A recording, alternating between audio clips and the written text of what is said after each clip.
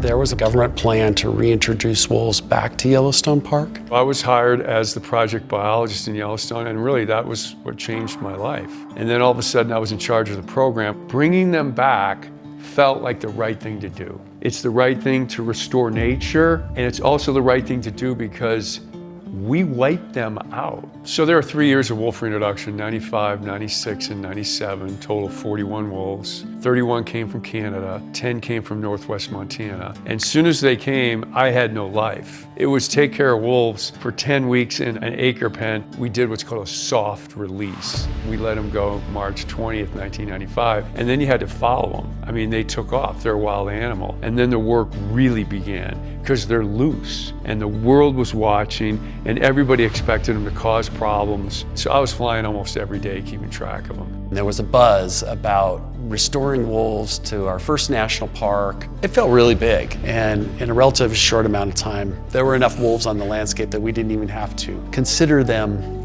endangered anymore. A lot of people in the conservation world would call this one of the achievements of the century. It was historic, and I'll say to this day, the job was mostly done by the wolves.